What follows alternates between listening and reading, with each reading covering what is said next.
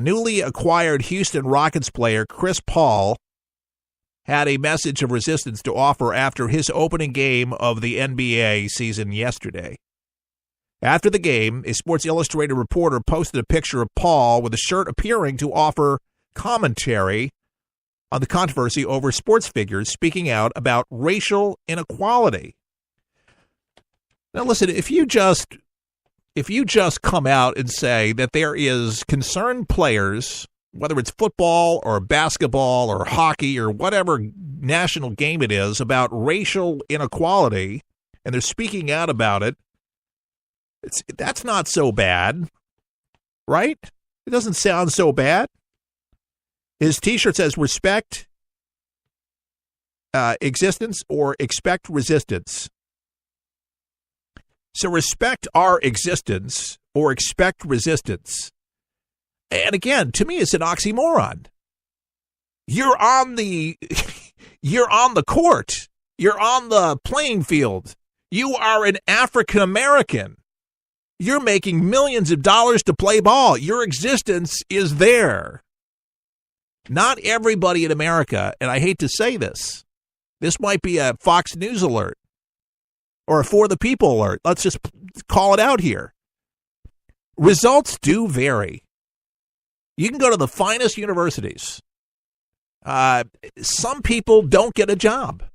Some people don't do as well as one. Not everybody succeeds to a level of a millionaire.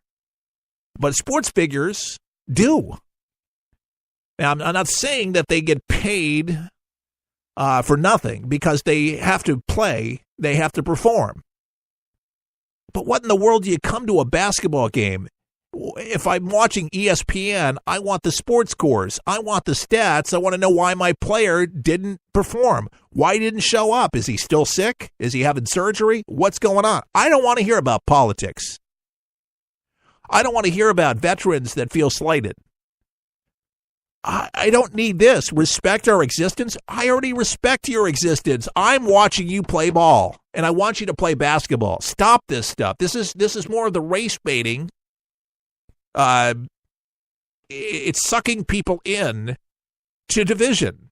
And I'm like, God, don't we have enough racism in our country to begin with? That's what this stuff does. That's not uniting people. That's dividing people. That's not loving people. What is that? That's exactly what it is. It's getting people fueled up, fired up, and there's a certain denominator that just loves to start fires.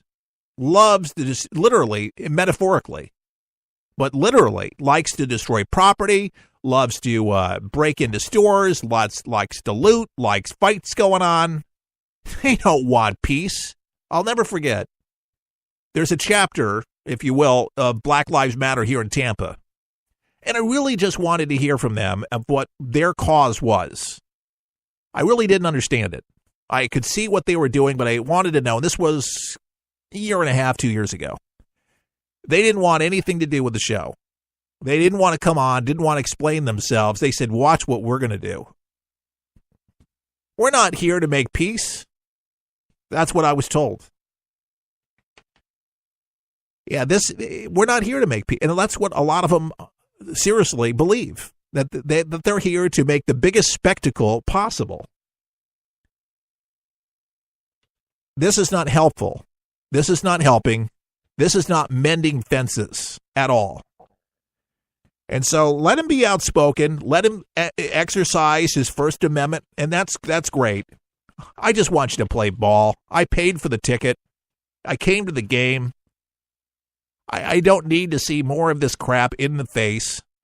On your off time, I've said this again, there's plenty of things that you can do. Go to a community center. Become a big brother. Mentor somebody. Put your money where your mouth is. How do you equate that you love somebody? You spend time with them. Time. And you show them how much you care. Anybody can talk, and I tell you, they're no better than the politicians. When their lips are moving, what do they say? You know they're lying. Lip service is easy. It's easy to say the niceties because you know what people want to hear. And you know how to play both ends. And I think they play this violin all so well. And it's a violin that Obama, unfortunately, started playing when he was in the White House. Read the book Faith of My Fathers. This is kind of like some kind of retribution for all the wrongs that America has ever done. One gentleman told me the other day, he says, we should have never, ever, ever brought African Americans over from Africa. And he went on, and basically what he was saying is we've created a lot of these issues because they've made them issues. Even though slavery was abolished, even though close to 200,000 white men and women died to actually free slaves, Abraham Lincoln, white president, and so forth and so on, did all the things we did, we would have not been in that problem had we not done it. Slavery, unfortunately, has been a part of the human race for the beginning of time. There's always somebody trying to ensnare somebody. And by the way, there's something called corporate slavery. Does that sound familiar? Yes. Where companies pay you nothing and you do 3 or 4 jobs. That's right. There's all kinds of modern day slaveries out there. And there's those slaveries that don't pay you anything hardly. We know where that's coming from. Keith Allen for the people saying all the best. May God bless.